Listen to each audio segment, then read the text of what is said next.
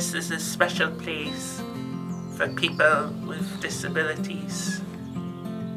Everybody's so friendly here. I just can't believe a place like this. I just suppose I just want to be like everyone else, really. I really especially hate being singled out just because, you know, I have autism. I love this place so much, like feeding the animals and working and gardening, and of course my friends. I like the animals, and if you're down you could go to the animals and give them hugs and they cheer you up, and you can feed them and look after them. Cantraybridge began 20 years ago when we took over 20 acres of a local estate, and it was full of disused farm buildings, and we thought we would turn it into a college for young people with learning disabilities. The reason why that was important was because long-stay hospitals for people with learning disabilities had just closed, and we knew that people with disabilities could achieve more if they were only given the chance to. So we were built really on an ethos of believing in young people's abilities, believing that they should be a part of the workforce and an integrated member of society.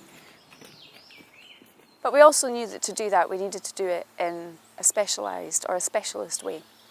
So over the next 20 years we developed our departmental structure, farming, animal rearing,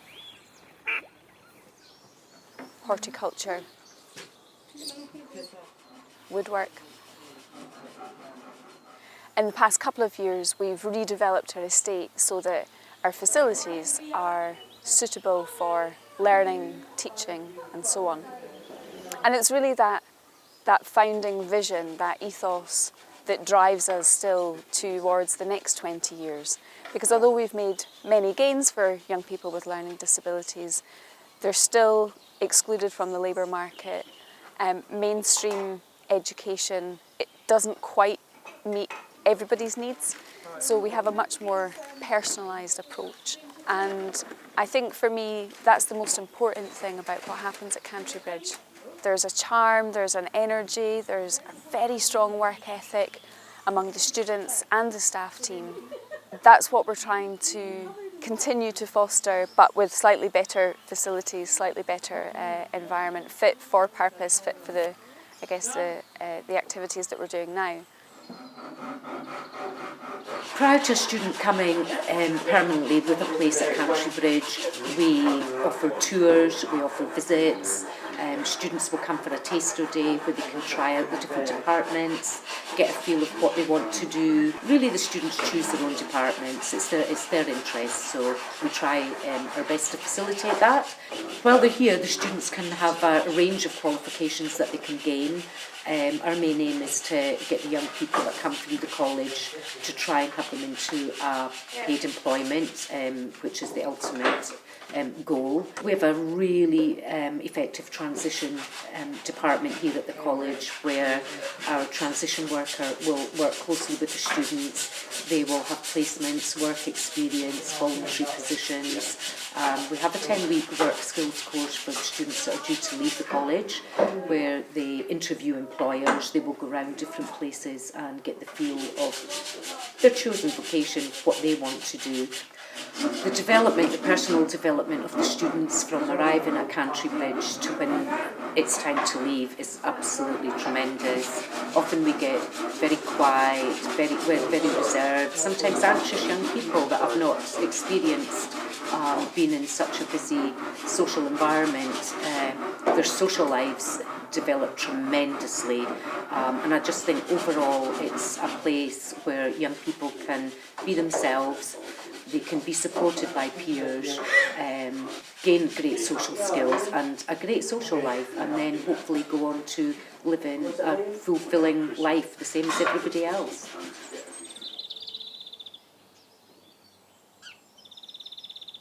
Tell me, John, what makes Cantraybridge special? Or who makes Cantraybridge special? Is that a better question? I think all the students do, and I think this is a special place for people with disabilities, and you know, it's so welcomed and everybody's so laid back and everybody's so friendly here. I just can't believe a place like this is, you know, a friendly place. You never get a place like this. It's a special place in my heart, really. Yeah. Definitely. How important do you think it is for young people with learning disabilities to speak out? It's very important because they won't achieve anything in life if they don't speak about it. And I think it's important. It's their choice, what they want to do in life. And this is the best place to do it at. And you know, gaining the experience and doing all these rural skills that we do, and then moving, you know, going on to live here at residential. And What's that like? What was that like when you first moved here? I was a bit nervous at first. I would imagine, like, moving to a new place and not knowing people. Although, I remember the day you got told you moved here and you were, like, so, like, in the corner of the square by the laundry, and you were just like, I'm getting to move in! You were so excited and getting your own place. Yeah, been waiting for this for a very long time. And then now look at me, so it's really built up my confidence and, you know, learning these independent living skills and because I wouldn't be able to do that at first, but you know, getting this opportunity. If I would have been still living at home, I would never get the chance to do all these things. So learn how to do your own shopping as well is amazing. Yeah. Being in control. Being in control and money and independent travelling, which I do a lot now by myself. And I used to be so nervous. But you were nervous when you first started, were you? Yes. But now, I travel everywhere. So SDS is a lump of money, and we look at different services in Highland to see what people can achieve from it and how they're going to spend their money. So it's their own choice. Yep. What they want to do with their money, basically. And doing the service evaluation with them to see what's in their community and what's not in their community. So looking at things, what they can do and what things out there there's not for them. What are your ambitions when you leave college? I'm hoping to get a flat in then, be on this transition programme. So that's the next steps. And how important would it be for you to get a job? I would love to work with young people with disabilities. Oh really? I didn't know that. For a proper job. Hello Laura, I'm John. I can indeed help you. Because I used to do that. I used to work with elderly as well. So because I'm getting all these skills from SDS and improving people's lives with disabilities, and I've always been supported of that. I've done loads of volunteering over the past and you know, helping people. So yeah, that's what I really want to do. How important is it for you to get paid for the work that you do? Very important, because I don't get paid, you know, when I do voluntary work. So I think it's really important that people get something, not nothing. as long as they get something. And you feel so achieved and all that, and you feel pleased with yourself that you've done something. So what Cantraybridge College has done is created an environment for students to learn, gain skills, develop confidence and self-esteem that enables them to be ready for the world of work, and in that role of peer advisor, advise other people with learning disabilities, autistic spectrum disorder and/or mental ill health to be ready for that world of work and be confident to become an employee and share their experiences and their knowledge for the good of others in the future.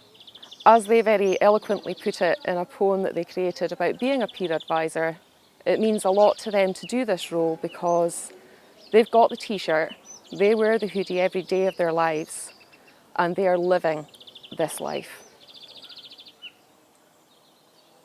Jamie, how long have you been here now at Cantraybridge? 4 years. 4 years? Yeah. And how have you been finding that? Yeah, good. You know, Yeah. I love this place so much. Like feeding the animals and like working in children's bit, working in gardening. And of course being down at the bottom as well with my friends and just coping so well, and it's a good place for like visitors to, you know, come in to see this place, and the cafe's open as well for visitors. And Do you think you've changed since you've come here? definitely, During your yeah. time at the college? Definitely, yeah. Yeah. Big change in me, big. I know if I move on, I know what I'm doing, and it's just because before I didn't know what this college was all about. I didn't know they have woodwork, I didn't know they have gardening, I didn't know if they have like animals. I didn't know until I came here. But my like 2 months trial and 5-day trial, I thought to myself, right, I'm in it, you know, I'm that kind of person. Did you think that helped, coming to see the place and then to get a little bit, Yeah, get a bit of experience and just see how things were? Yeah. Did that make a difference for you? Yeah. Yeah. a lot of difference. The best part was for me is this bit. This The bit was the animals. best bit ever. This is your favourite, isn't it? Yeah. You've been here a while. I don't know what we'd do without you here, actually. Yeah, I know. That's what I said to friends and staff as well. What you do without me, I don't know. No, I don't know what we'd do without you. I don't know No. what the animals would do without you. No, but I just love the staff and students here, and it's just, you know, It's a happy place, isn't it? yeah. Yeah.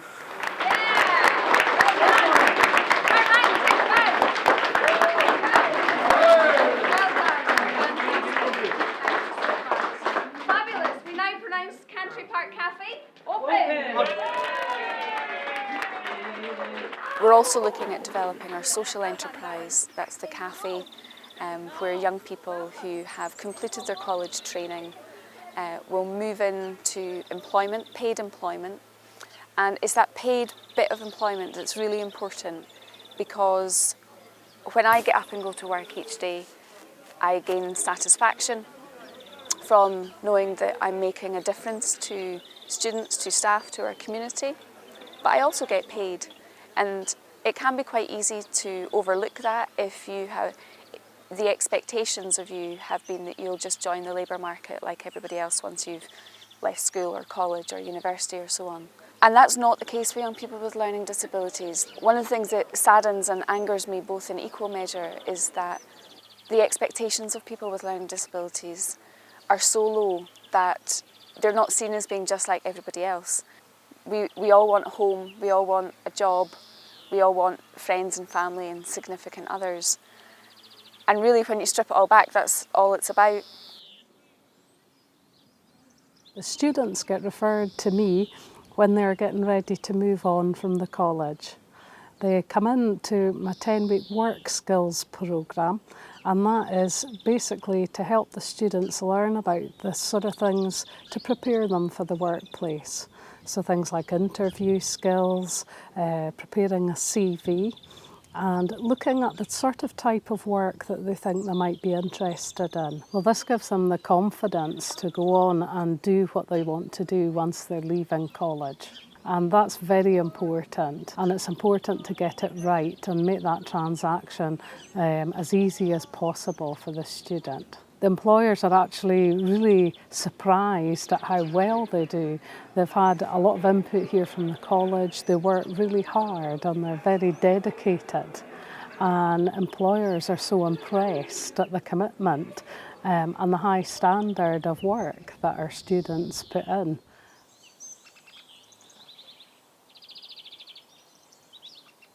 We have a number of young people living at Cantraybridge at the moment, and for some of them it's the first time they've stayed away from home, and it can be quite daunting for them. So we have a great deal of support staff there to help them, and that can be a variety of ways. There's basic cleaning, cooking, some of the things they've never done before, budgeting, looking after their finances and looking after their personal hygiene. All of these very basic things a lot of our students haven't really had to think about, so we support them in that way.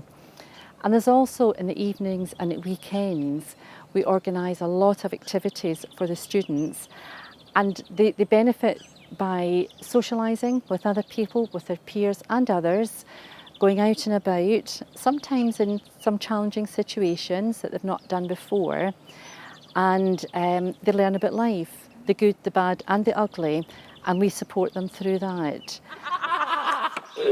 What a fantastic social bunch they are. Any excuse for a party. We've had 21st birthday parties, other birthday parties, and they absolutely love it and making the most of it, just like any other youngster of their age. Another thing we encourage is for the students to cook for other people, and they take a real pride in what they do. And for a lot of them, they take such a pride in their home. It's their little button bin and they absolutely love it. And they take great pride in showing people around. And it's wonderful to see that and to be able to support them to do that.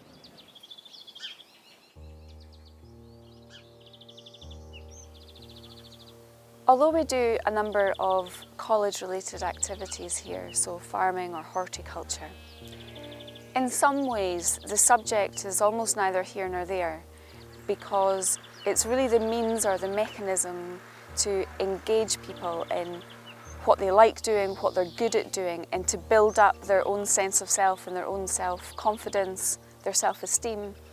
And as I was saying earlier, the low expectations that society has of young people or children with learning disabilities do impact on their view of themselves. So a lot of what we do is trying to build that person up again after perhaps society has given them quite a few knocks.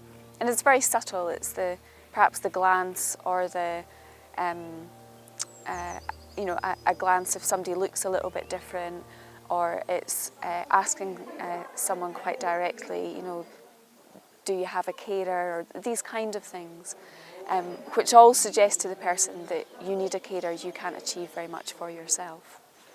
So for me, the most satisfying, the most rewarding and exciting part of what we do is seeing a young person come to Cantraybridge who feels understandably anxious, nervous, worried about something new, and then they meet their peers and they find people that they like, but they also find people that they don't like. And isn't that brilliant, where you don't have to just suck up the peers that you're given because you provide basically service X and it runs Monday to Friday and you must go there because that's where everybody with a learning disability goes.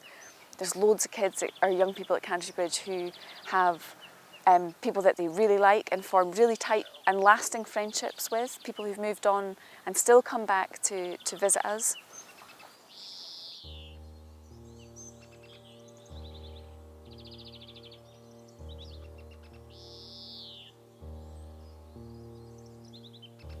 If you look at the low expectations that society has, they come from a place where there's a very strong belief that to add value to the world, it must be a monetary value. You must be able to earn your own income and your own salary. One of the most depressing things about hearing that is that young people can also contribute economically. So the first point is that people write them off, but understanding how people do add value, and economic value in particular, I think is important.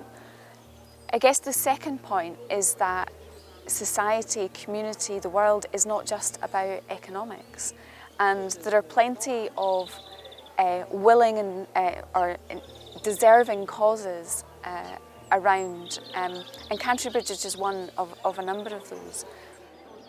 But if we didn't exist, then we are consigning young people with learning disabilities to either forcing to adapt to the mainstream, which isn't really good for their well-being, nor for those that are trying to support them, and we're consigning them to a life of that, or basically to be left behind, to be left at home, you know, to be miserable because you don't know what's out there, you have few peers, you perhaps stay at home longer than would be expected.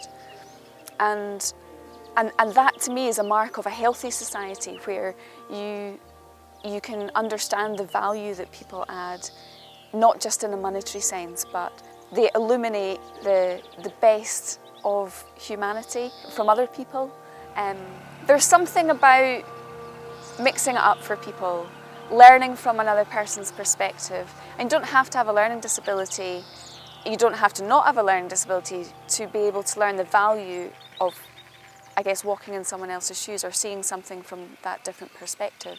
I would argue that economic value can also be created by young people with learning disabilities and autism, but also there's something about how we as a society support young people who are just a little bit different from the mainstream in terms of the support that they need, but really they're no different to anybody else, because as I said earlier, we all want a home to call our own, we want a significant other, and we want a job, and that makes us all the same in my eyes.